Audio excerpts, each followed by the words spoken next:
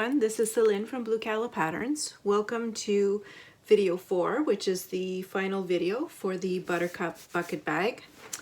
What we're going to do now is we're going to attach the lining to the exterior of our bag. So you'll need your lining shell and your exterior shell.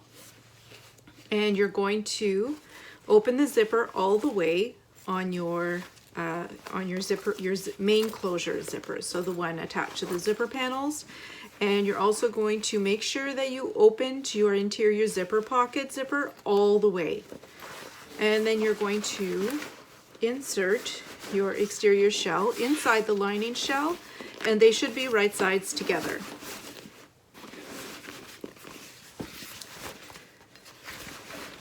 Now the bag is a bit big, so hopefully you can see it well here on the video.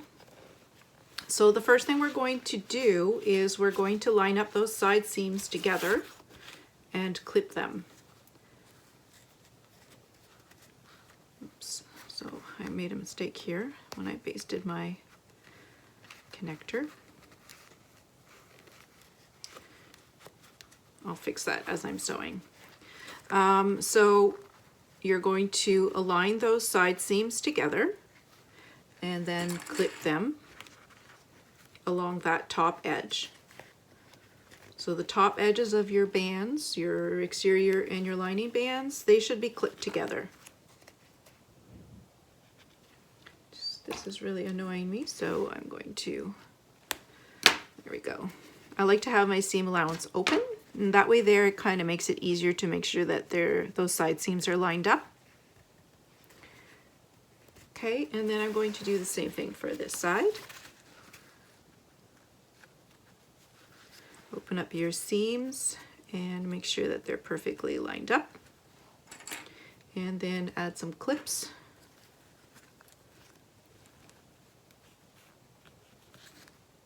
And then once those side seams are clipped, we're going to clip the rest of the top edges together.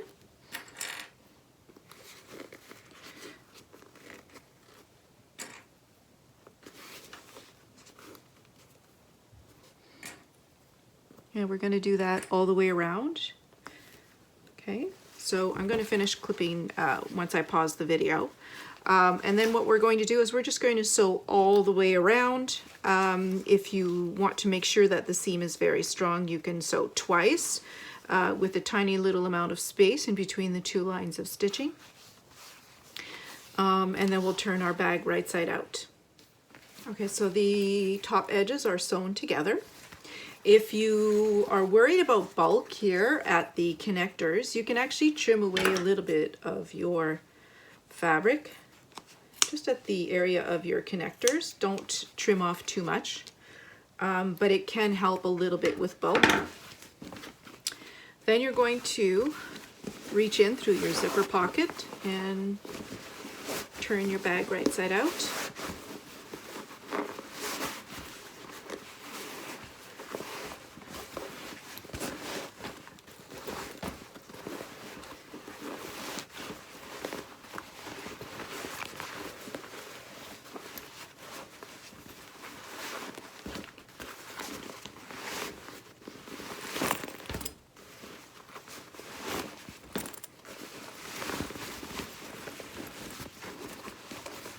Okay, and then tuck your lining inside your bag.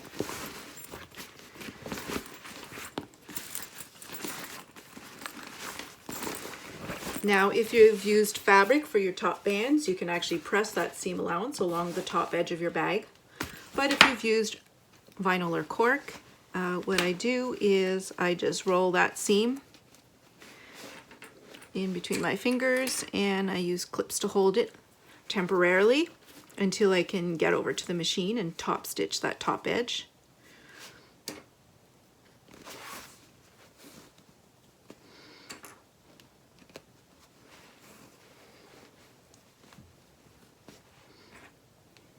And I'm going to do that all the way around, and then I'm going to go over to the machine and I'm going to top stitch that top edge all the way around. And then we will sew up the bottom of our zipper pocket. So first you're going to finish pressing or clipping that top edge, and then go over to your machine and top stitch. The top edge is top stitched. Now we're going to reach into the bag and we're going to pull out that zipper pocket lining piece. Remember when we folded the bottom edges? So I'm going to just trim away a bit of the seam allowance here because it will interfere with closing the pocket up properly.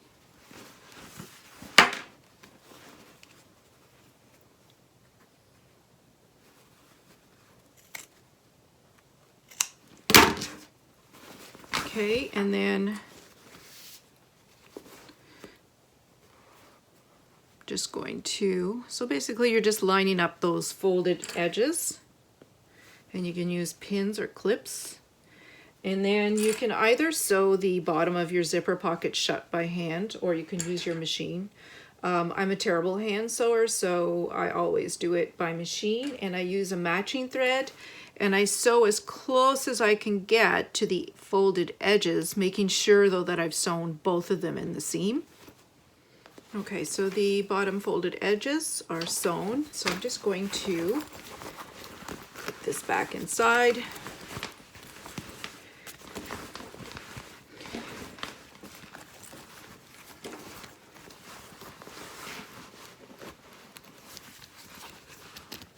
Close my zipper pocket. Now there's only two things left to do. There's the inside of my bag. I'm going to install my metal zipper end. So to do that, I'll close my zipper and then I'll have a look at the tail of my zipper to see if I like the length or if I would like to trim it. So I'm going to trim it so that it comes right just to the top edge of the top band, and of course my scissors are, there they are. Okay, so I am going to just trim the zipper so that it sits at the top here. And if you cut your zipper, you actually need to seal the ends. And I always use heat to seal the ends of my zipper.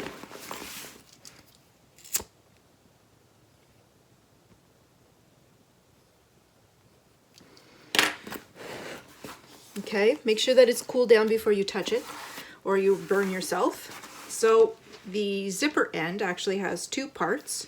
It has the cap, and then it has this tiny little screw that you insert here to hold it in place.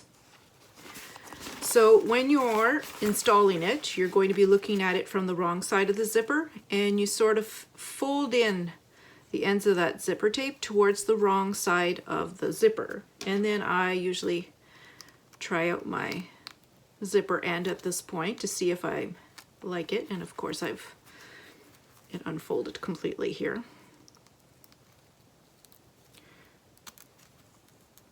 Okay, so I like the way that it looks. Now before I put it in permanently, you're going to need to add a drop of glue. And I like to use E6000, and I just squirt a little drop inside. Don't put too much, otherwise it'll come out the top. Okay. All right, so I have a little bit of glue in there. I'm going to refold these now. And I'm going to stick this inside. And I find that if you're worried that you don't have the zipper in all the way, carefully use a seam ripper and kind of push that zipper all the way in to the end of the cap. Okay, and then you'll want to add your screw. This is the world's tiniest screw, and I can't tell you how many times I've lost them. Sometimes I end up having a couple of extras, and I save them all. I don't have my glasses on either because I forgot them. So yes, and I just lost the screw. Okay, I'm gonna find the screw. I found the screw, And I realized that the screwdriver I was using, the bit was way too big. So I took out the teeny turner, which if you haven't seen these, they're amazing. I found them at my local hardware store, and they are my favorite thing. They have a few different bits, and it's just the perfect size for these tiny little screws.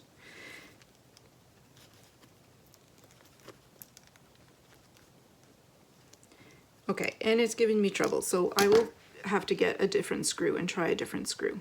I don't know why it's being silly. Anyways, that's what it looks like at the end. Now the last thing we're going to do is our crossbody strap. So you will need your rectangle slide. You will need to press your strap, so you'll need to get your iron ready. I'm going to go get my strap pieces, and I'll show you how to press your strap.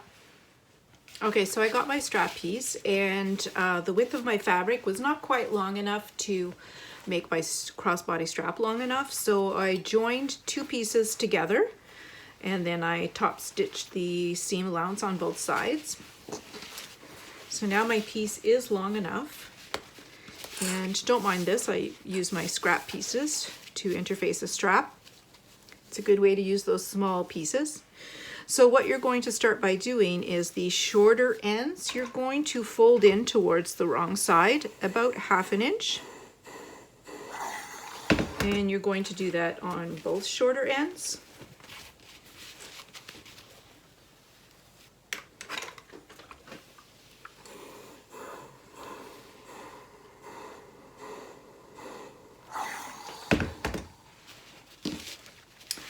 And then you're going to fold the strap in half along the entire length and press.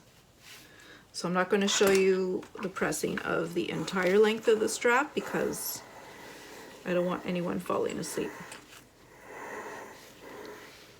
Okay, so you press it in half along the entire length. Once you've pressed the strap in half, the entire length, you're going to open it up again, and then you're going to fold in each half of the strap towards that center crease.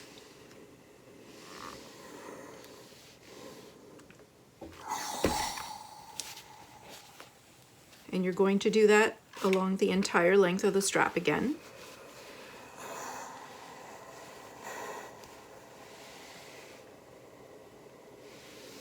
Okay, so I'm not going to show you the pressing of the entire length of the strap.